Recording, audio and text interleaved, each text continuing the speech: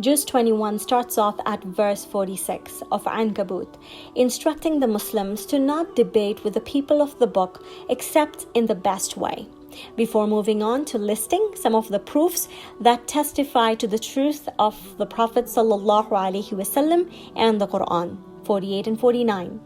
Then moving on to a brief discourse with the believers at 56, who were then being persecuted in Mecca, inviting them to migrate for the sake of their faith, ending this discourse with the promise of the lofty mansions and running rivers in Jannah.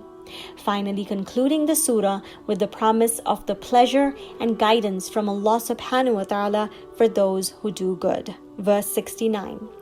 Rum starts with a true prophecy that the Byzantines would eventually be victorious against the Persians, a prophecy the surah describes as a promise of Allah. Verse 6.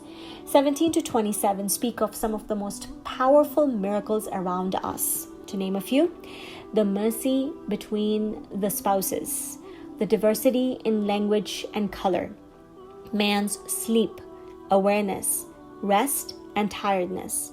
Verse 30 talks about the concept of Fitrah, that everyone is born with the truth of Islam. Verse 41 explains the concept of evil, pain, and suffering in this world. The truth is there for all to see, but the one who turns away, the surah reminds the Prophet ﷺ that it is not in his power to make the blind see or the deaf hear. Verse 53.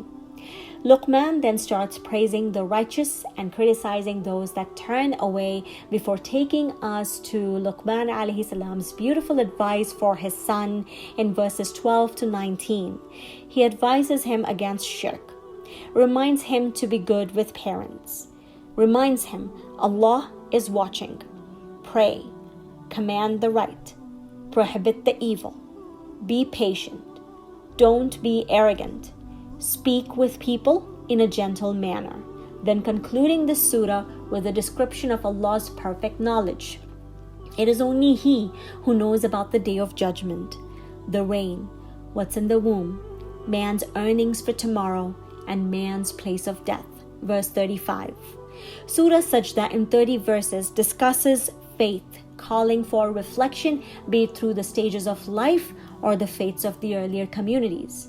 The surah describes the believers, how they worship, their reward, contrasted with the stubborn attitude of the disbeliever and their sad end on the day of judgment. Yet, he ignores it all.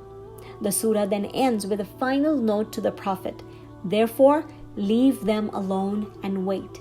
They are certainly waiting. Verse 30. Ahzab opens with abolishing the practice of dhihar, adoption, and the institution of brotherhood, the muwaqa between the Ansar and the Muhajirun, before moving on to declaring the Prophet's wives as spiritual mothers to all believers.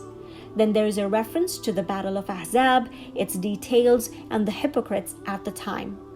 The juz concludes where we see the start of the discussion of the roles, responsibilities, and the duties of our mothers, the wives of the Prophet sallallahu alaihi wasallam. من أجبت دعاء نوح فانتصر وحملته في فلكك المشحون يا من أحال النار حول خليله روحا وريحانا